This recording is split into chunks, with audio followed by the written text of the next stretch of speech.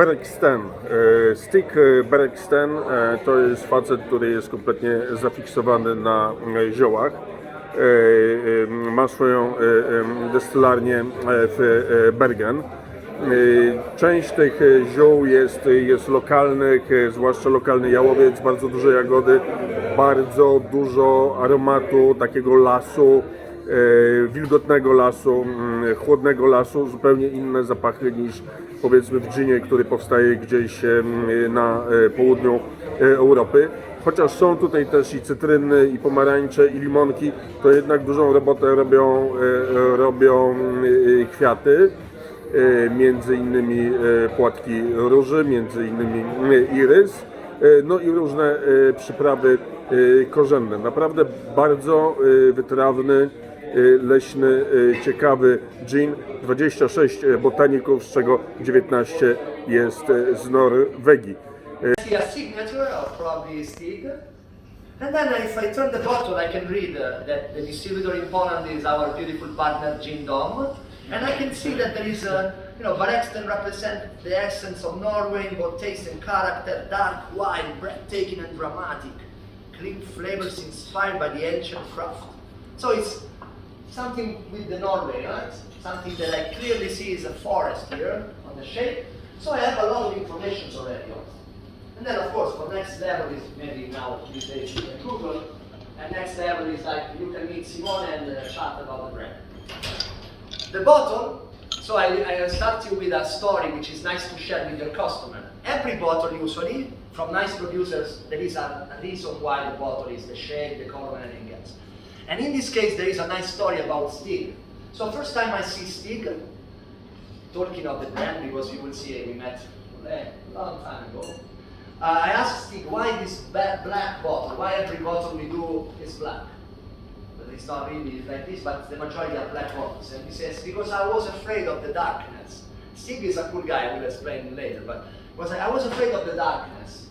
I was like, that, so what, when? And I was like, no, when I was a kid, and this is very common. When I was a kid, I was so scared of the darkness. And I remember my father and my mother maybe wanted to do some happy time in their room, and I was jumping in the bed. Because I was so scared. And so they learned to lights on. Sleep with lights on, son, don't worry, monsters will come here, so we can do some fun time, me and your daddy.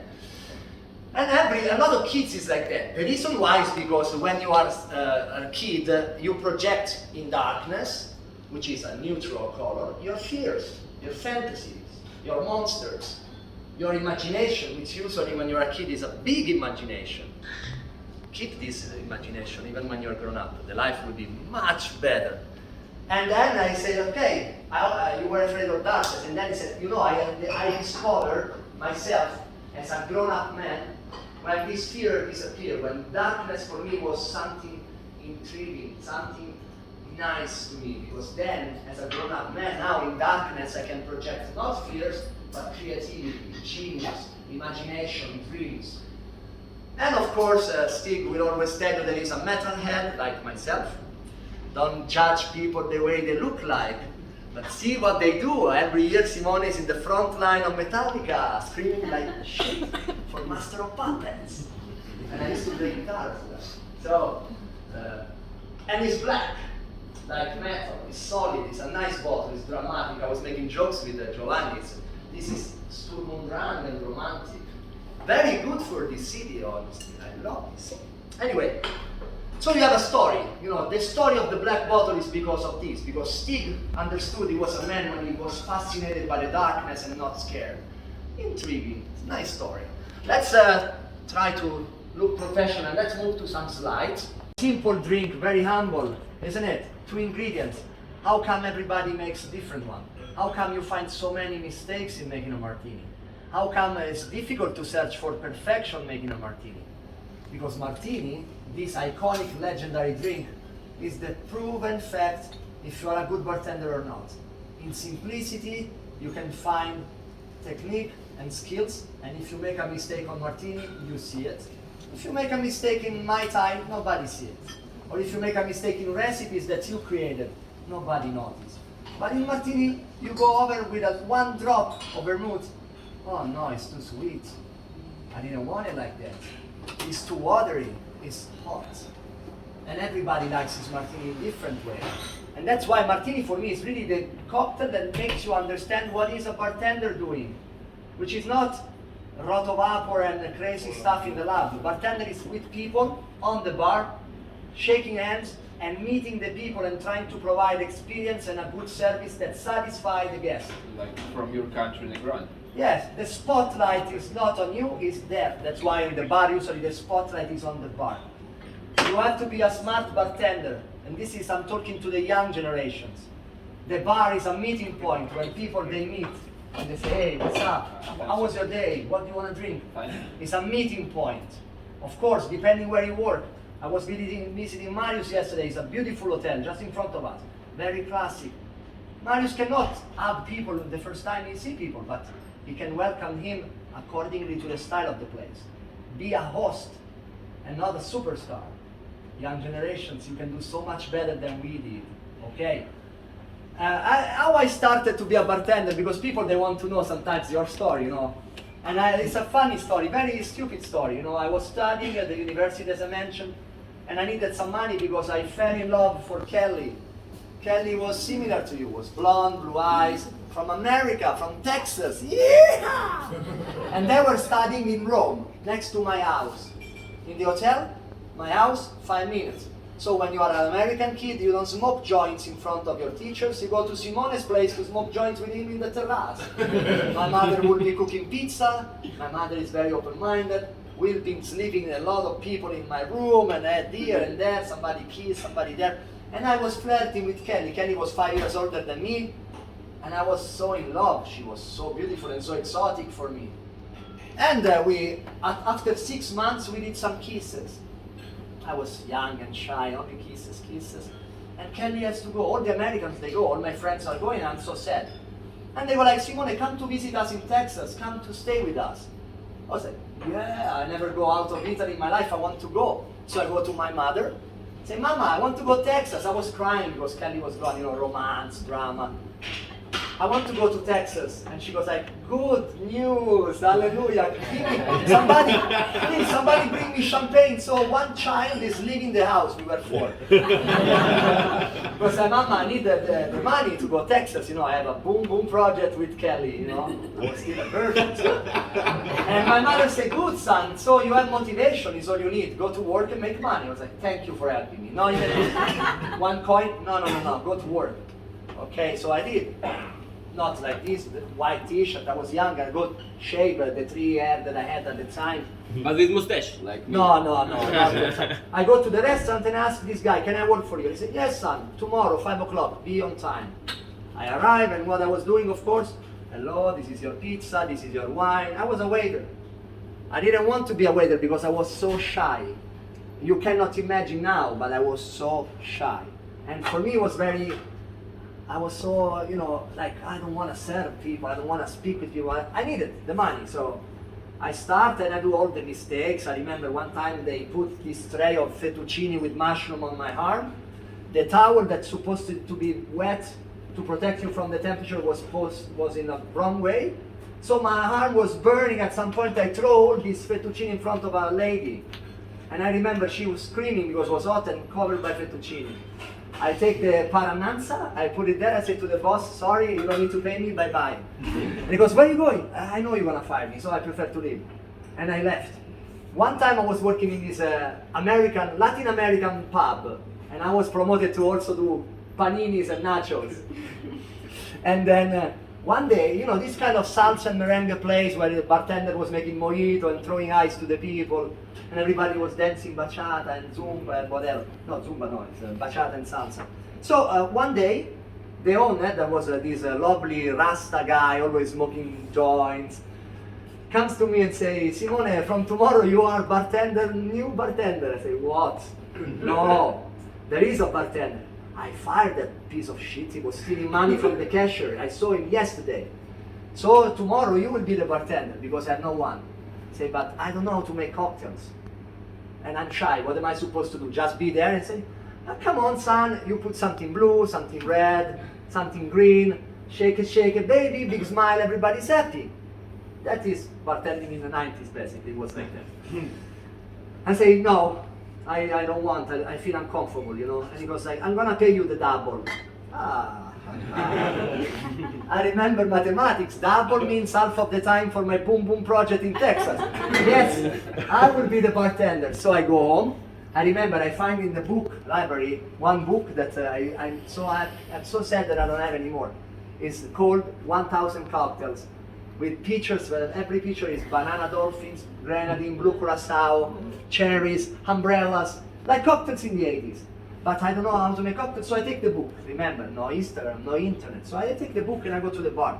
The bar was not beautiful as this one, was a humble bar. I put the book under the bar and I start working. People will come to the bar and they will ask me, Cuba Libre. And I will say, hey, you know, I take the ingredients, okay, I take the book. And I will do something I will explain later. I will do gin, Coca-Cola and lime. Well, green lemon because we don't have lime at that time. At the end of the first week, the boss come to me, Chospo, and say, Simone, why are we consuming so much gin if we are a Latin American place?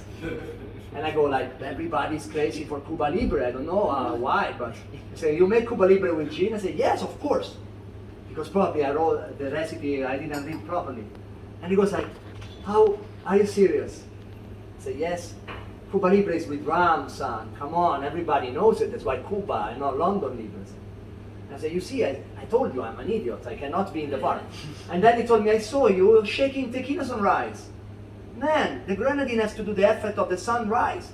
I said, but you told me to shake everything. I said, yes, but not tequila sunrise. Come on, son. I was shaking everything. It was soda. One time I took a Coca-Cola shower because I was shaking Long Island with a Coca-Cola. So I said, you know what, from the next day, I'm not going to be your bartender anymore because you see, it's better I stay in the serving area and I cook some nachos. And he goes like, no, wait there. You are the best. I still have goosebumps with this. You are the best bartender I ever seen and I ever had in my bar. I was like, what? Because I created new cocktails? He was like, no, but can you see you do cocktails wrong? Like Cuba Libre with gin, but people, they come back. And you know why? Because I have eyes. They like you. You are energetic, you smile, you treat people as rock stars. You make them feel special and they come back to the bar, even if you make shitty cocktails, to stay with you. You drink vodka. Yes. And you're having fun with them. And so please go to bartending school, learn that Cuba Libre is with rum, but stay with me in the bar. I love the way you work. I was to bartending schools, I learned that Cuba Libre is with Cuban rum. I did flair and competitions and bar managing and cutting limes and making ugly people getting laid every night. But this is history. This is a beautiful trajectory of 25 years in this industry of the hospitality.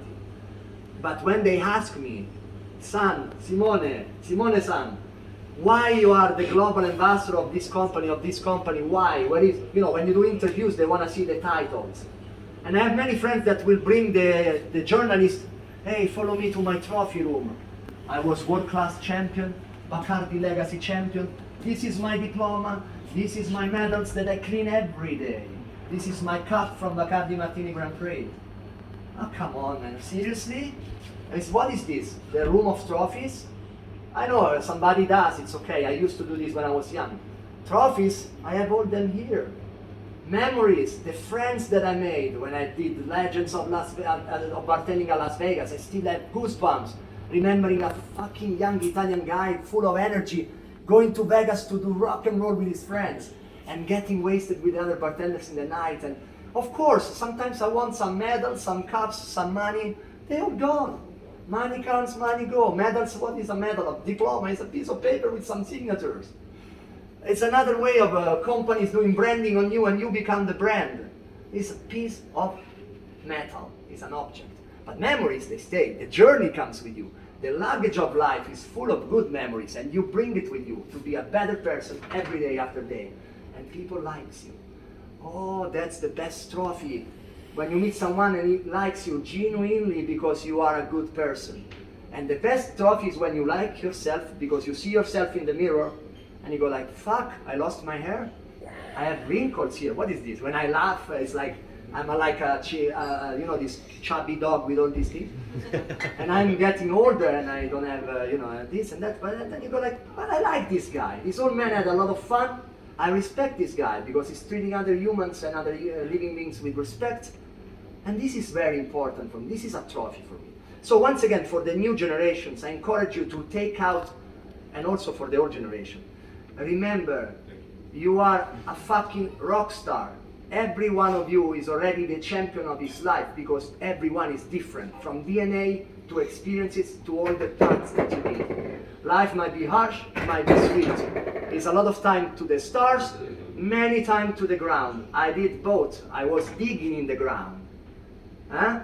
When everybody disappeared, all the friends, fake friends, they disappeared. So promote your best brand, which is yourself. And I can't wait to meet you in bars and have a cocktail from you. Cocktails for you from you. So now I make the martini and I am done. Martini, mixing glass. Here we go. Nice ice. Again? We have jigger is very important. No. All right. Okay. Martini time. Martini time. Martini time. This is vermouth. And it's French one. this time we use Dolin. Vermouth and spirit. Which one is the protagonist? The spirit, isn't it? Vermouth, you have to remember, is like when you go out and you put some perfume. Too much is annoying. If you don't shower, you are annoying. If you put the right touch, wow, what a nice bouquet. Amazing. The same story. With gin, you can be a little bit more generous with vermouth because gin is a lot of flavors. When I ask for my vodka martini, vermouth, you cannot be generous because otherwise you don't feel the mouthfeel of the vodka, you feel vermouth. So when it comes to vermouth, now I'm gonna make me a martini, so I'm gonna make my martini, otherwise will be, you know, lots of questions, gin, vodka, any preference, olive, lemon, strong, diluted, wet, dry. When I make my martini, I'm like Hemingway. Vermouth, finally, boom, that's it, that's my vermouth. Or I will do like Winston Churchill, I will open the bottle of vermouth, like this, put it in front of the mixing glass, facing the label facing the mixing glass, and then pour a generous portion of gin, watching the bottle so I can infuse the gin with vermouth with my eyes. Another dry martini drinker. Dry means less. So when I do martinis for myself, I have my lipstick with me, always very useful when I travel. I sit, when I do long flights, I take a glass of vodka or a glass of gin and I do martini espresso. Not the espresso martini, but in terms that I do it on the moment. I take my vaporizer and I do this. 1, 2, 3, 4, and 5 for a martini with gin. For a martini with vodka, I will do 2. Can you understand that when I say dry martini and I see 2 cl of vermouth, I want to cry? And I'm dying inside, but usually you want to be good with people and you don't say anything, but it's going to be sweet. So it's very important to ask how much is dry for you, because I'm different for you. So let's do 6. This is Gucci Flora.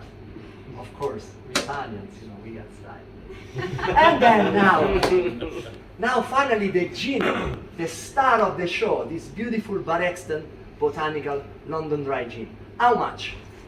And this is another part of the bar story. The bar story of me is that when we were young, nobody was using a jigger. Everybody using this was a loser, because we were, pouring with the metal pourers and bubble 2, 3, 4, 5, 1 ounce and a quarter. You can check on the Exacto 4. And we were very precise.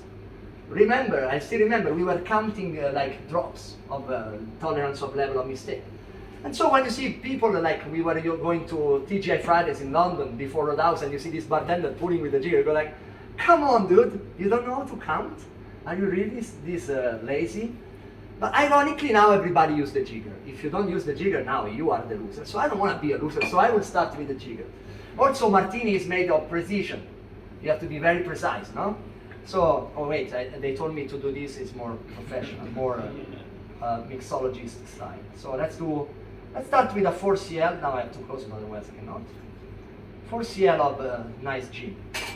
The martini is also theater and drama, and it's a very nice drink. The master making a martini is like a master of ceremony. So let's add a little bit of drama, a little bit of theater, and a little smile. because we always smile. And some gypsy dance. Okay, let's keep the dance for later, come on.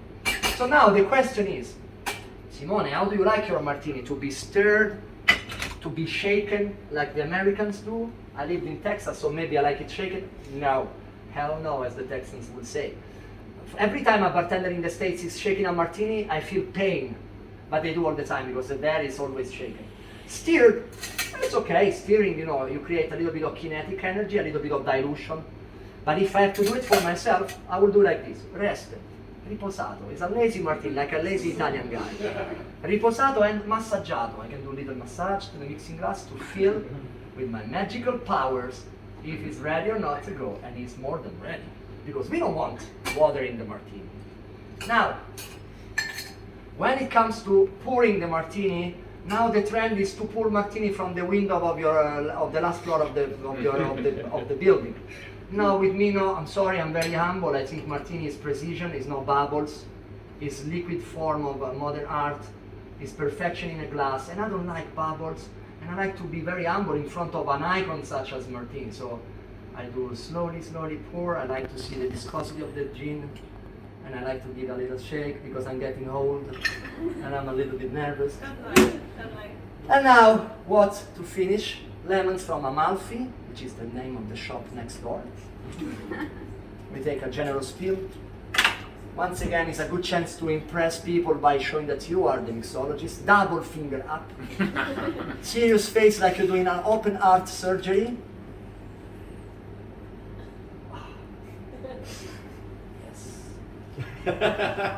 And spray some beautiful, yes, and spray some nice oils from the peel. Now it's for me once again. So this is my style. No, yes, because there is a lot of lemon. I don't like, and this is just the way I like martini. Sometimes I even prefer when it's direct, like Salvatore Calabrese do, the maestro, or Alessandro Palazzi. So frozen bottle of gin. Boom, pour, no dilution, some drops of vermouth. That's it. Ah, wow, that's alcoholism level 2. Remember, this is a way to be an alcoholic with style, because you see a lot of people with the suit having martinis in beautiful bars like this. And they are, if you see the same thing in a different environment, you will say, wow, he's an alcoholic. He's drinking a pure glass of gin. What a disaster. But with the suit and the glass, everything is fabulous and fantastic. So, humbly thank you, and I really enjoyed your company. I want to dedicate this cheers to you and to your kindness, because I really see a lot of curiosity in many eyes and a lot of a lot of good vibes, and I'm very thankful. So thank you. This is for you guys.